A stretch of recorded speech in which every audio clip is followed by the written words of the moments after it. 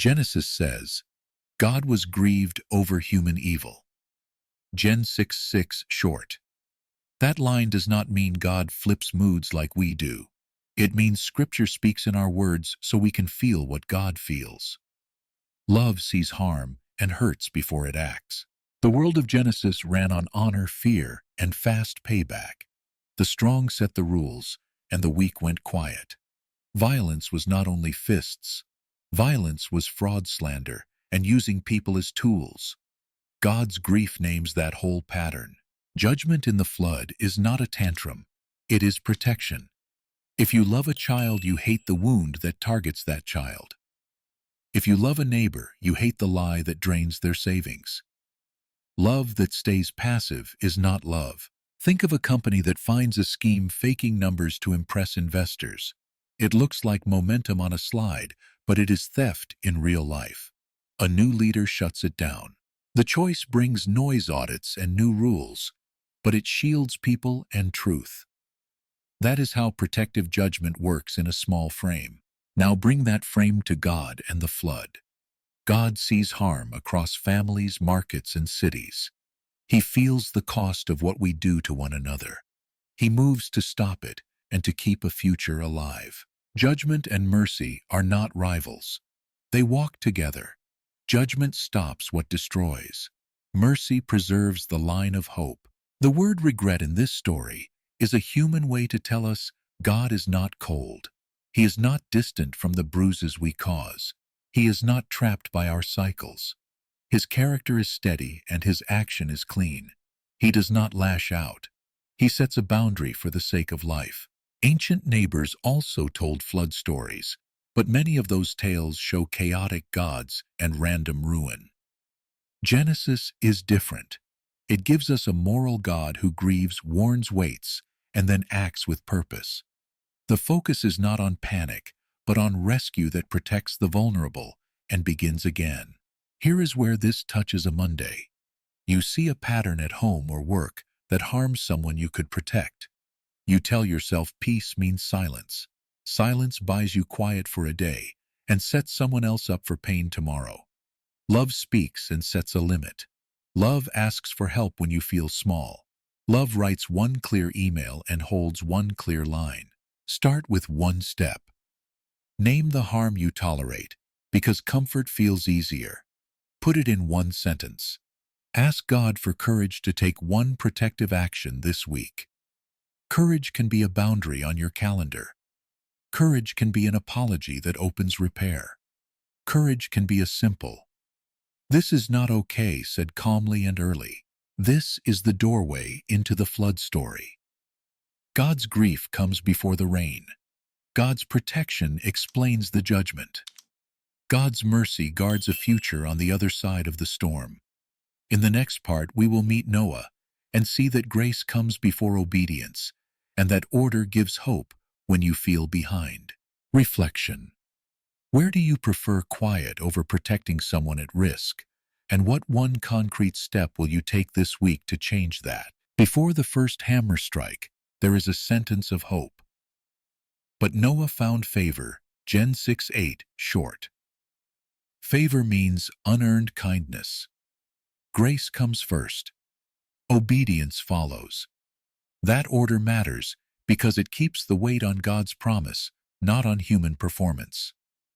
You are not loved because you succeed. You obey because you are loved. Scripture calls Noah righteous and blameless and says he walked with God. Gen 6:9 short. Walked means steady daily life in step with God. No spotlight, no soundtrack, just a long, faithful line of small choices. In the ancient world, people tied righteousness to public honor. Genesis turns the lens inward. Character begins where cameras are off. Here is why this helps on a Monday. Many of us delay change because we think we must first become the kind of person who never fails. That day never comes. Grace cuts in now. Grace meets you before you have proof. Therefore, you can start small without faking perfection. You can act before you feel ready. because trust moves first and feelings catch up. Picture a simple scene. Your budget is tight. You want to live honestly and give a little, but you keep waiting for the raise. This week, you begin with $10 and a plan. It is not heroism. It is a step. The step reshapes your week. The plan calms your mind. The practice teaches your heart to trust what you say you believe. That is grace leading obedience. Noah's faith looked ordinary for a long time. He listened. He measured wood. He taught his sons the plan. He answered the same questions from neighbors again and again. He kept walking with God between long days and slow progress. That rhythm is not glamorous, but it is how God grows a soul. Grace steadies the hands. Obedience follows in hours and inches. Do not miss the kindness in God's instructions. The measurements are clear. The materials are named. The family is included. This is not a riddle. It is a path. When God gives you light for the next 10 feet, He is not teasing you. He is training you. Therefore, take the light you have and use it. More light often comes after the next obedient step. Maybe your version is staying sober one evening at a time. Maybe it is a nightly walk with your spouse when the day felt heavy. Maybe it is a weekly Sabbath rest day where work stops and worship resets your heart. These are not grand gestures. These are planks and pitch that keep water out. Grace makes them possible. Obedience keeps them in place. Here is the hinge to the next part. Grace chooses you. Obedience builds with you. Soon we will step into the long delay where small faith must endure public doubt. Before the rain, there is a life of steady trust. Reflection. What one small step can you take this week that would prove trust before results? And how will you make it part of your daily walk? God gives Noah a plan with details. Rooms, levels, a window line. Make it with pitch. Gen 6:14 short. Pitch is tar that seals seams. Gopher wood is tough timber. The ancient Near East used resin and tar to waterproof boats on rivers. Genesis shows God naming parts so a family can obey in steps. Details train trust. You measure once. You cut. You seal the joint. You do it again tomorrow. The work is slow. The progress is real. The faith is formed while you sand a beam and teach a son how to set a peg. This is not glamorous. This is holy. Delays expose motives. You start with energy. Then your hands ache. Your neighbors joke. Your timeline slips. Doubt knocks. But grace came first, so obedience keeps going. You do not build to earn love. You build because love already held you. Therefore, you can outlast the mockery and the fog. The long wait is a classroom. It teaches steady action without a spotlight. It teaches prayer while you work, not only after you finish. It teaches leadership as service. Noah keeps his household close. He shares the plan. He explains the why. He gives jobs that fit each one. Salvation runs through a family table before it floats on a sea. Here is a Monday scene. Your rehab plan says 15 minutes of exercises twice a day for 12 weeks. Day 1 feels fine. Day 9 is boring. Day 22 hurts. Friends say, "You look the same."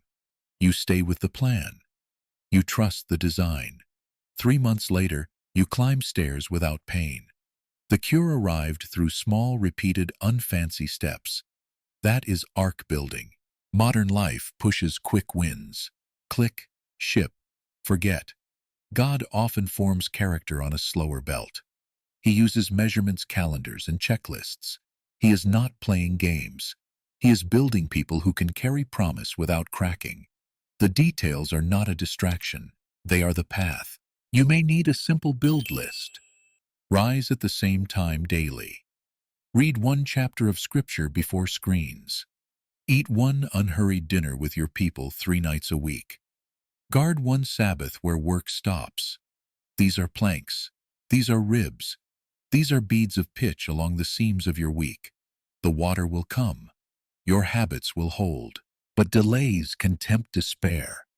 You will want a sign that ends the wait.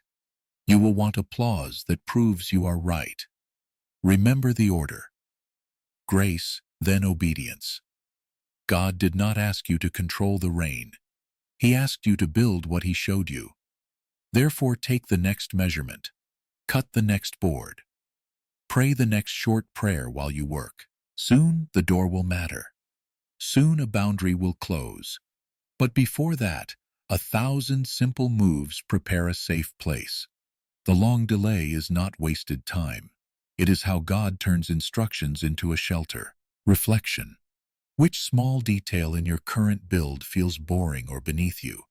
And how will you do it today, as an act of trust, rather than a search for quick results? When God speaks to Noah, He names a household.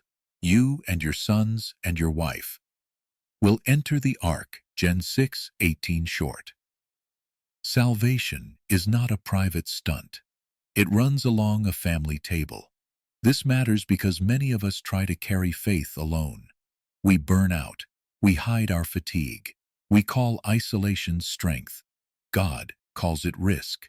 Household faith starts with shared rhythms. A rhythm is a small practice that repeats. It holds people when moods swing. Noah cannot build an ark by himself. He measures. His sons lift. His wife organizes stores. Each gift makes room for the others. Leadership becomes service. Service becomes safety. The ark is wood and pitch. The ark is also trust and roles. Ancient homes worked as teams. Work, worship, and meals braided together. Genesis honors that pattern. The covenant promise names a family. Judgment and mercy move through relationships, not just through a lone performer. Therefore, modern faith must come off the island. It must learn to live at a table again. Here is a Monday picture.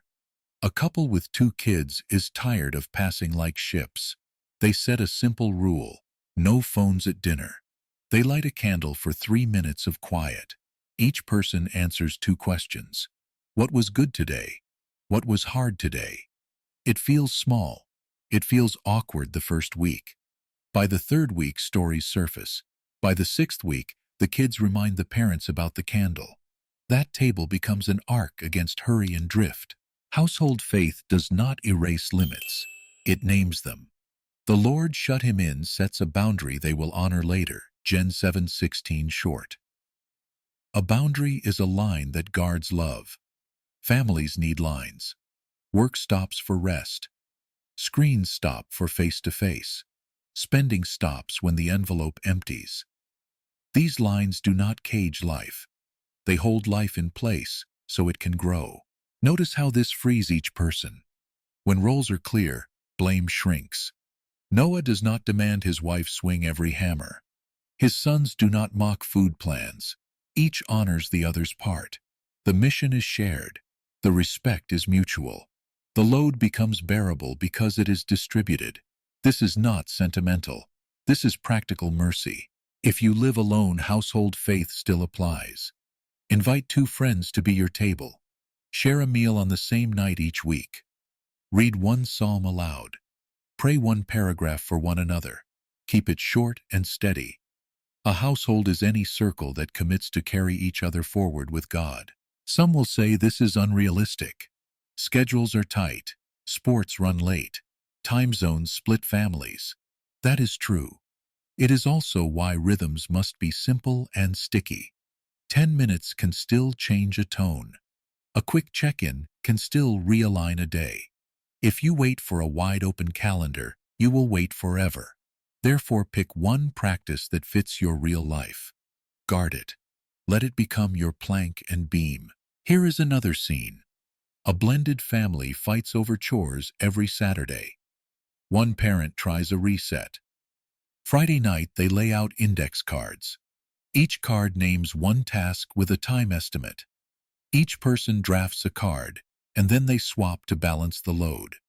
They set a shared playlist. They race a timer. When they finish, they eat pancakes. The chores still exist, but the shared plan lowers heat. The home becomes less of a storm. Small, repeatable structure turns strangers into partners. Household faith also tells the truth about weariness. Noah's people get tired. So will yours. Build room to rest. Schedule a quiet night after a heavy week. Add laughter on purpose. Tell stories of God's help in the past. Memory stiffens resolve. Gratitude cuts complaint in half. Worship is not extra. It is fuel. It is how households remember why they work at all. This is where grace keeps leading. Grace chose Noah. Grace sustains the team. Obedience becomes a rhythm that the weakest member can follow on a hard day. That is the mark of wise leadership. If only the strongest can keep up, the plan is fragile. If the plan can bend for the weary and still hold, the ark will ride waves. Soon a door will close and rain will pound. When that moment comes, the habits will already be in place. The family will know where to stand. The stores will be set. The prayers will be familiar. Safety will not arrive by accident. It will be the fruit of many small shared choices. Start where you are. Name your people. Name one rhythm you can keep together this week. Write it down. Set a time. Protect it like lumber in a storm. You are not building a show. You are building shelter. Reflection.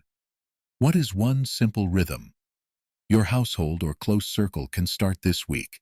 And when will you do it so it actually happens? Rain is not the first shock in this story. The door is. The Lord shut him in, Gen 7:16 short. That line is brief on purpose. God draws a boundary limit for protection and seals it himself. Judgment is coming. Mercy is inside. Both truths stand at the same threshold. Ancient neighbors told flood tales with gods who panic. Genesis is different. God acts on time with purpose. He warns. He waits. He closes. A shut door is not spite. It is surgery. It cuts off what kills so life can go on. Boundaries feel harsh until you see what they save. A seatbelt bites your shoulder. It also keeps you breathing. A firewall blocks a file you wanted. It also stops a breach. God's closed door keeps a family safe while the world resets. Therefore, the door is mercy on a deadline. We resist this in normal weeks. We leave every channel open and call it love. We answer work pings at dinner and call it service. We let resentment drip through our words and call it honesty. Open access looks kind. It quietly floods a home. Love needs walls and gates. Love says yes to what builds life and no to what breaks it. Here is a Monday scene. A manager picks up the phone during family dinner just for 5 minutes. It becomes 40. A child goes quiet. The spouse clears plates alone. Nothing explodes. Something leaks. The next night, the manager sets a rule. Phone off, 60700. Voicemail on. A callback list ready at 7:45. The rule feels stiff for 3 days. By week 2, dinner breathes again. That door saved a table. Noah did not decide the timing of that closing. God did. That matters. Some doors are ours to shut. Some are God's. We shut the doors. We can time screens spending substances, words said in heat. We trust God with doors we cannot, outcomes, hearts reign. Therefore, act where you have agency and rest where you do not. Boundaries also create clarity. Those outside knew the terms. The warning had been public. Mercy had been offered over years. A late knock at the last minute is not the same as a long yes ignored. This is not cruelty. This is the sober truth that choices harden over time. If a closed door stirs fear in you, hear the larger promise. God closes this door to open a future. He is not shutting people in to harm them. He is setting a safe space so they can ride out the wave worship on the other side and begin again. The door is not the end of love. It is how love holds. Think of one more case. A person in recovery blocks a number that keeps pulling them back to the same dark weekend. It feels severe. It is mercy. The number stays blocked. New friends fill the gap. Church and counseling become the new path. A year later, that single closed door stands behind a living person with steady eyes. Soon we will face the storm itself. Before the waters rise, settle this in your heart. God's limits are not against you. They are for your life. Close the doors that leak. Stand inside the ones God shuts for you. Trust that mercy can be firm and still be mercy. Reflection.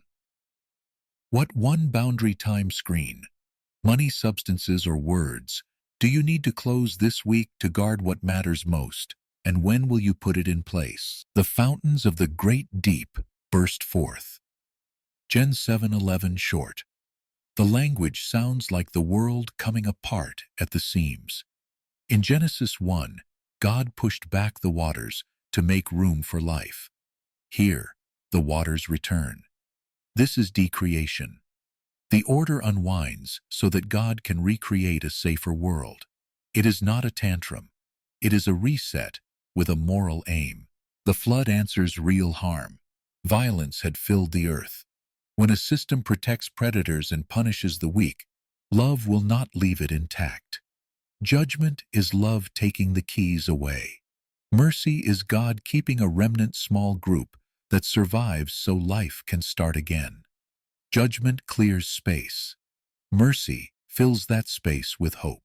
Ancient neighbors told flood stories where gods were noisy and careless. Genesis gives us a God who grieves, warns, waits, and then acts on time. The point is not spectacle. The point is protection. God is not smashing a toy. He is stopping a cycle that breaks people. That difference matters when you think about the storms you face. You may know this on a smaller scale. A company rocked by a scandal fires leaders, rewrites policies, and audits everything. The weeks are rough. Headlines sting. But the reset protects workers and clients who would have been hurt again. Hard mercy does its work so ordinary goodness can breathe. The storm feels like loss while it passes. Later you see the safety it made. Bring this closer to home. A person opens their calendar and wipes out 3 draining commitments that keep them from truth and rest. They meet with 2 friends. They confess what is fraying their soul. They set new rules weekly, worship a counselor call, and a bedtime that protects their mind. For a month, it feels like rain, less noise, more emptiness. Then peace shows up in the quiet. Laughter returns. The reset made room for life. The ark teaches one more thing in the storm.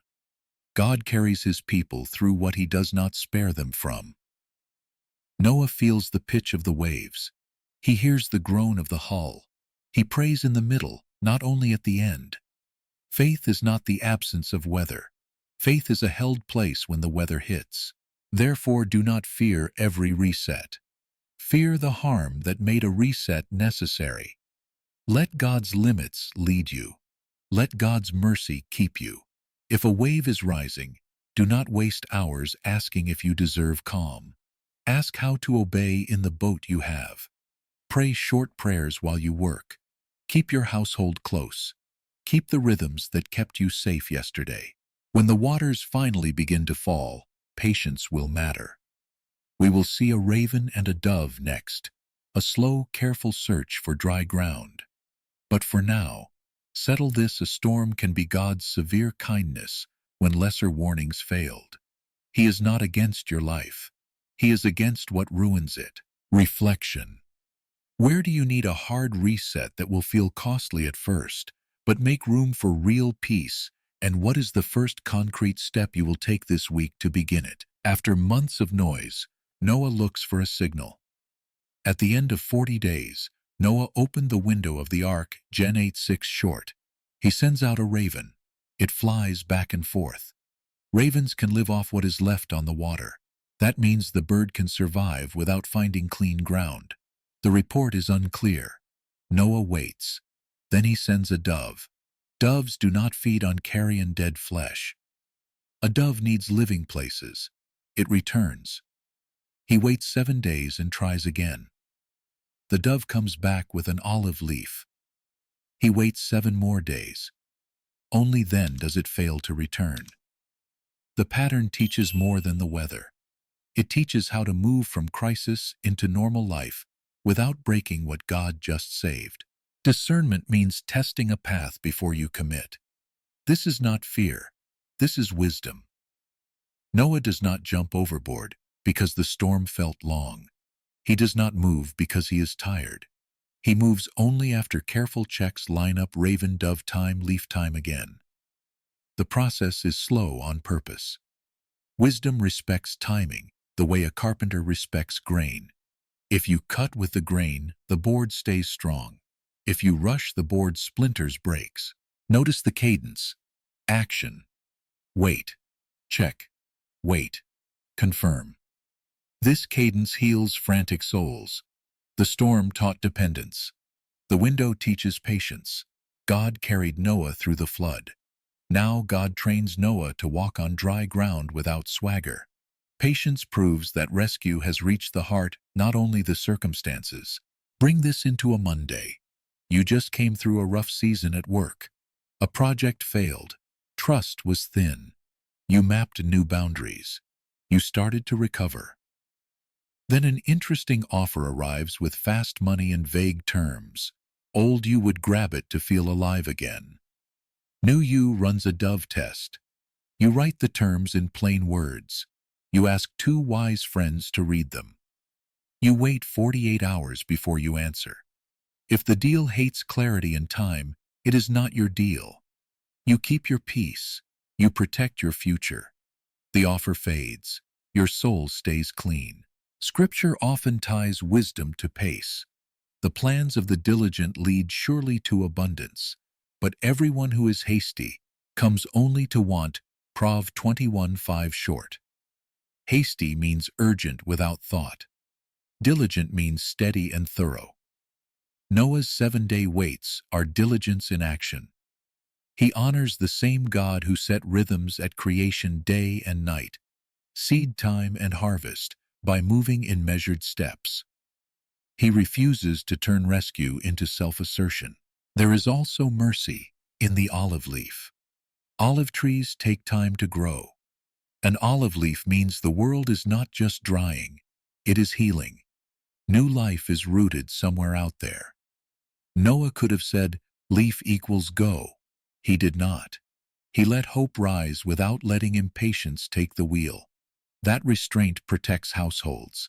It keeps children from packing too fast. It keeps spouses from whiplash. It keeps leaders from yanking teams into half-baked launches that repeat old harm. Here is a simple tool you can use this week. The Raven Dove Leaf Check. 1. Raven. Run a low-cost test that could survive even if conditions are messy. Example. Shadow the role for a day. Try a budget for a week draft. The message without sending it. 2. Dove Run, a stricter test that only works in healthy conditions. Example. Ask for clear terms in writing. Meet the future manager with your questions. Share the plan with your spouse or small circle. 3. Leaf. Look for living signs that do not depend on hype. Consistent feedback, improved rest, steady fruit over a few cycles. Then wait again. If the next pass still looks sound, move. Patience does not mean paralysis. Noah is not passive. He chooses the birds, the intervals, and the checks. He partners with God by taking thoughtful steps. In the same way, you can calendar your waits. Put a reminder for a 7-day recheck. Tell a friend you will not make the call until that date. This turns patience from a vague ideal into an actual plan. Impulses will push back. Exhaustion says, just do something. Pride says, prove yourself.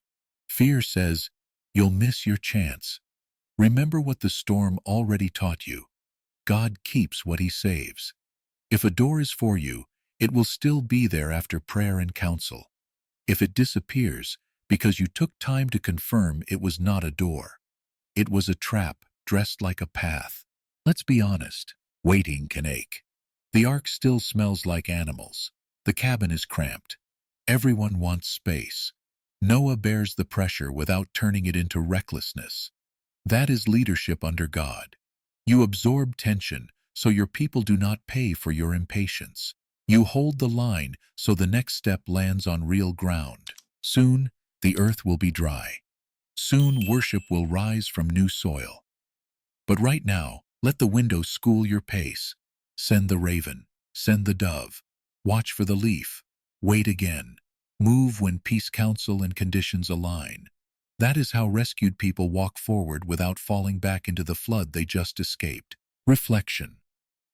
What decision in front of you needs a clear raven-dove leaf plan? And what specific step will you take today to start that measured check? Noah steps onto dry earth and builds first not a house, but an altar place of offering. Gen 8:20 short. Worship comes before work.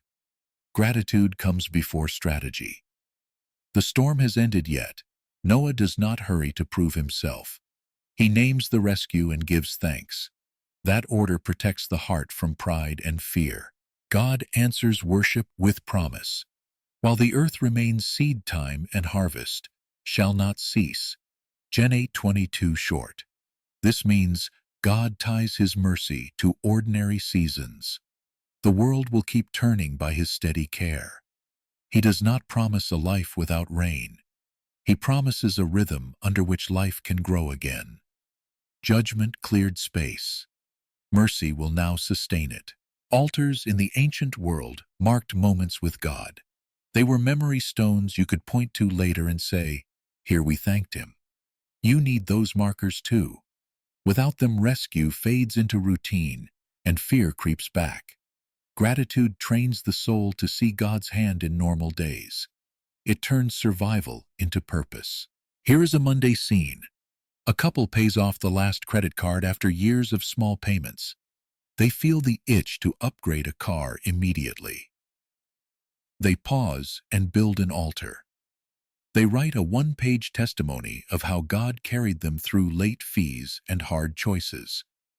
They set a rule: 10%, to give 10%, to save simple dinners for 3 more months. The paper goes on the fridge. The rule guards the win. The thanks keeps their hearts soft. Notice how worship shapes planning. Noah will still plant vineyards and raise animals. He will still set tools and timetables. Yet the altar puts God first in the story. When God is first, plans become service rather than self-salvation. Gratitude lowers anxiety about tomorrow because the God who rescued you yesterday still governs the seasons today. Therefore, make your own altar on new ground. Keep it simple. Name the rescue in one sentence. Name one habit that will honor it. Name one person you will bless because of it. Put a date on it. Revisit it monthly. This is not superstition. This is remembrance. Remembrance keeps you oriented when the next wind rises. There is also a quiet warning. New ground does not erase old temptations. Gratitude must become a rhythm, not a one-time speech. Without it, success will drift into self-trust, and self-trust will slide toward old patterns. Worship resets the heart to receive, not to grasp. It keeps mercy in view so obedience stays light. If you are waiting for your own dry ground, pre-plan the altar now. Decide how you will thank God when the job arrives or the scan comes back clean. Write the prayer you will pray. Choose the gift you will give. This pre-decided gratitude will keep joy from evaporating in the busyness of the next step. God's promise over Noah's altar is steady and public. Morning and evening will still come. Planting and harvest will still run. You can set your clock to mercy. Let that assurance quiet your hurry. Let it free you to be faithful in small ways without fear of missing out. Faith meets God in the next ordinary day. Soon we will see the rainbow, a sign hung in the sky for all flesh. For now, begin here. Build your altar. Mark your rescue. Turn relief into devotion and devotion into a simple plan that blesses others. Reflection. What recent rescue, large or small, do you need to name before God? And what one habit will you set this week to honor that gift? God speaks a promise and hangs a sign where all can see. I set my bow in the cloud, Gen 9:13 short. Bow means a war bow. The image is simple. God puts the weapon away. The curve points up and away from the earth. Judgment has a limit now. Mercy will govern the sky after a storm. This covenant-binding promise is wide. It includes Noah, his children, and every living creature. Ancient treaties often protected a king's circle. God's promise covers birds, beasts, and people who will never know Noah's name. Creation matters to God. Human life bears his image. That means bloodshed is not just crime. It is desecration. Genesis says, "Whoever sheds human blood by humans, shall their blood be shed." Gen 9:6 short. This line protects dignity, restrains revenge, and sets a floor for justice. The sign is public, so the weak can point to it. A child can look up after rain and remember. God has not forgotten us. The seasons still run under his care. The text even says God himself will remember when he sees the bow. Remember in Scripture means act in line with a promise. This is not God with a bad memory. This is God tying his action to his own word so we can rest. Here is a Monday scene. Online anger flares around a mistake at your workplace. The feed turns cruel. A coworker becomes a target. You want to join the pile, so your name looks clean. You stop. You write one careful note that corrects the facts and honors the person. You refuse jokes that dehumanize. You meet them at lunch. You ask if they are okay. You keep dignity in view. That is covenant thinking in a digital storm. The rainbow says mercy is not soft. Mercy is moral. It protects life. It sets boundaries around blood speech and power. It calls leaders to punish predation and to guard the innocent. It calls neighbors to speak with care and to carry each other's load. It calls families to teach children that people are not tools or toys. The sign in the sky becomes a rule on the ground. Let the bow correct one more mistake. God's mercy is not a mood that changes with weather. It is a promise you can build on. When skies clear after a hard week, do not rush past the peace. Step outside. Breathe. Tell your people the promise in one sentence. God remembers. Put that sentence on a card near your sink or your dash. Rehearse it until your reactions slow down. You can also practice a rainbow rule in conflict. Pause before sharp words. Ask, will this sentence honor the image of God in them? If yes, speak it. If no, cut it. That habit is small and strong. It is how mercy shapes speech. It is how judgment against harm turns into daily protection for those near you. Covenant hope looks forward to. Later Scripture says, creation groans for renewal. The rainbow keeps us from despair between storms. God has bound himself to a future.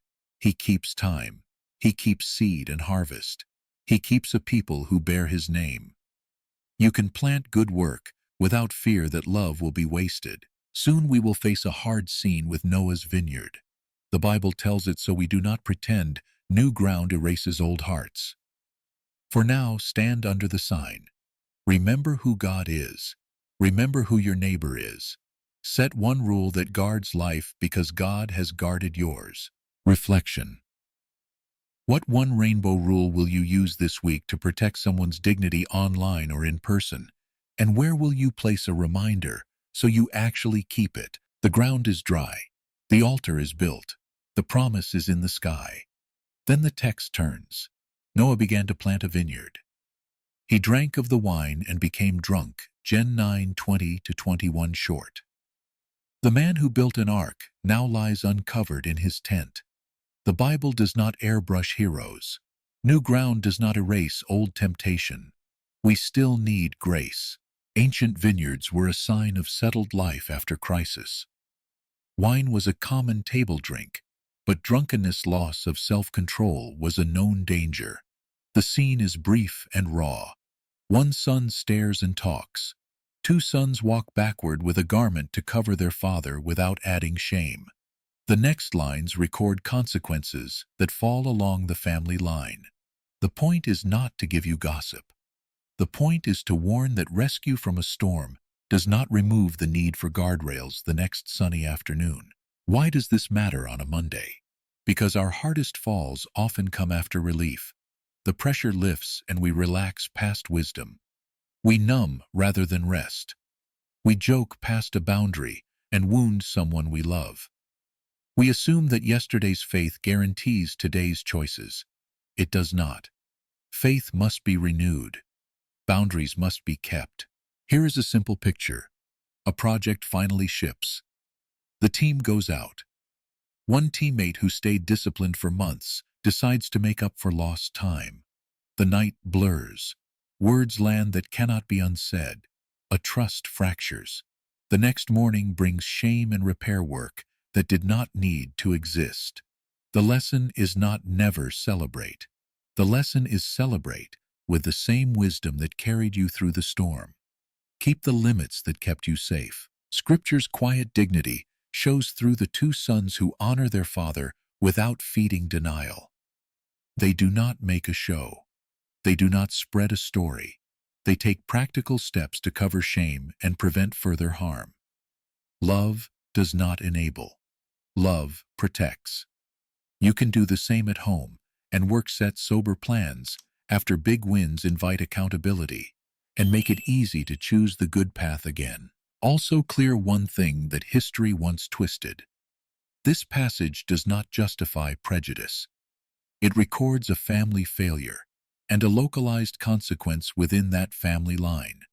It does not grant any group a license to demean another. The same chapter centers human dignity for all, because every person bears God's image. Gen 9:6 short. Hold both truths together. Sin harms households and dignity remains. Therefore, build guardrails into your peacetime. Keep the rhythms that carried you weekly. Rest honest prayer. Wise friends who can ask hard questions. Decide your after-the-win plan before the win arrives. Park the car keys. Set the spending cap. Choose words you will not use. These are not fear moves. They are freedom moves. They keep joy from curdling into regret. If you have already stumbled, the door to mercy is still open. Confess quickly. Make amends where you can. Ask for help. Start small again.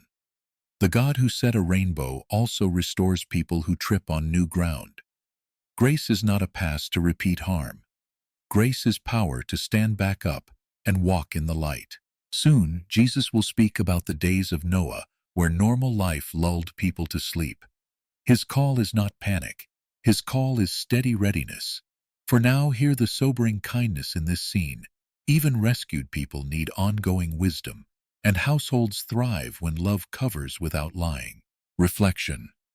After a recent relief or win, what one guardrail will you set this week so celebration stays clean and relationships stay safe? Jesus looks back at Noah to warn people who feel safe. As in the days of Noah, they were eating and drinking. Matt 24:37-38 short. Normal life was full. Markets ran. Weddings filled calendars. People felt busy, not alert. The problem was not dinner or marriage. The problem was a drift that made people miss the hour. Comfort turned into dullness. Urgency faded.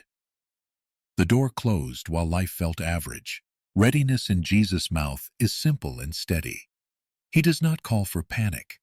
He calls for faithfulness in small things. Wake up on time. Do your work with integrity. Tell the truth even if it slows you down. Keep your word when it costs you. Pray before you react. These acts seem small until the waters rise.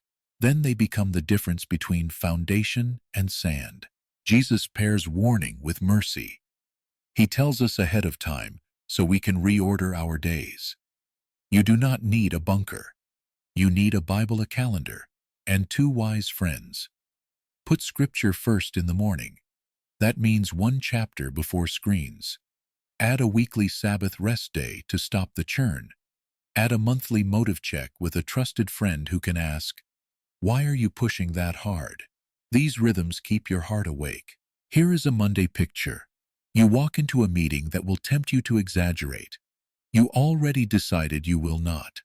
You brought the real numbers. You prayed a one-line prayer in the elevator. "Lord, help me tell the truth." You speak plainly. The room is quiet for a second.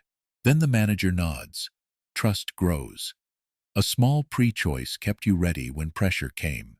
Normal days can eat your soul by inches. The fix is not drama. The fix is pre-decided faithfulness. Put guardrails on your time and words. Put generosity on your budget before the month begins. Put a 15-minute evening walk on the family calendar.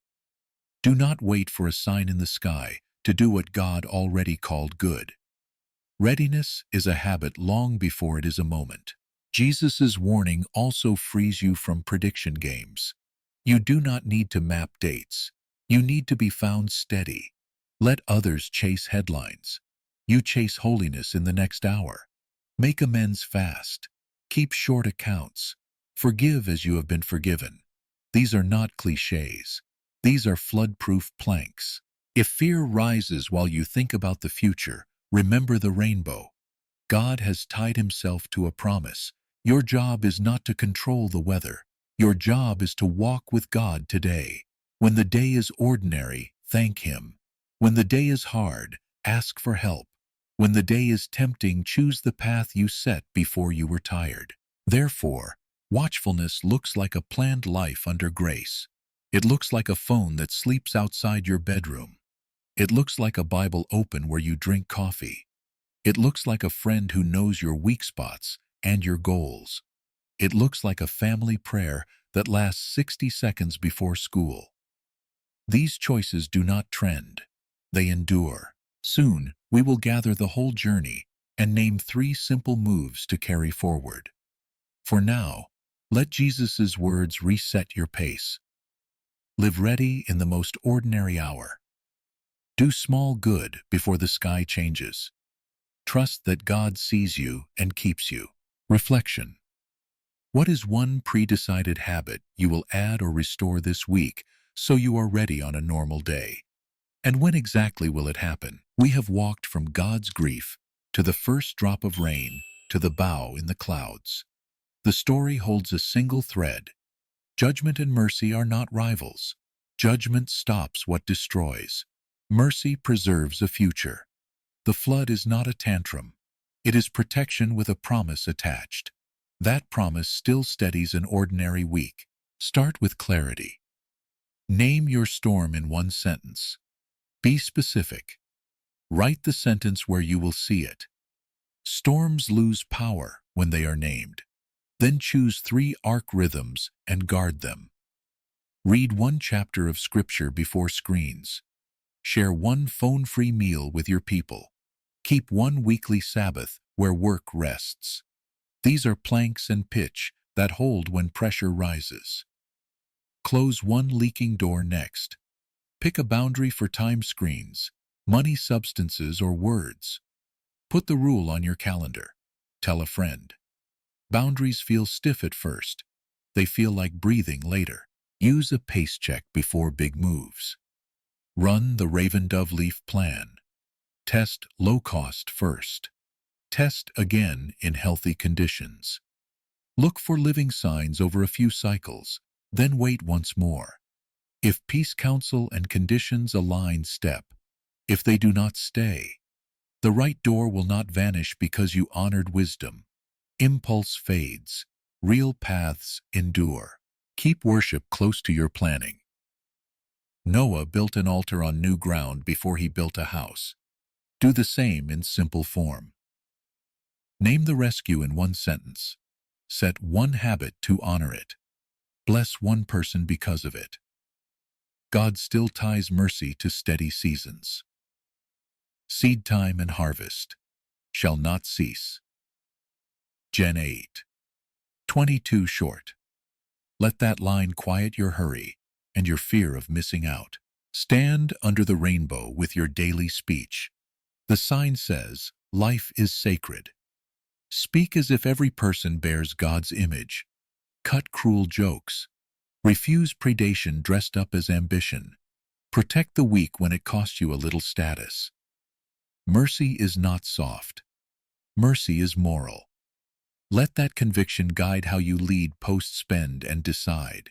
If you have already stumbled, begin again now. Confess quickly. Make amends where you can. Ask for help. Start with one plank today. The God who remembers also restores. He keeps what he saves. He meets you in ordinary hours and keeps time for your healing.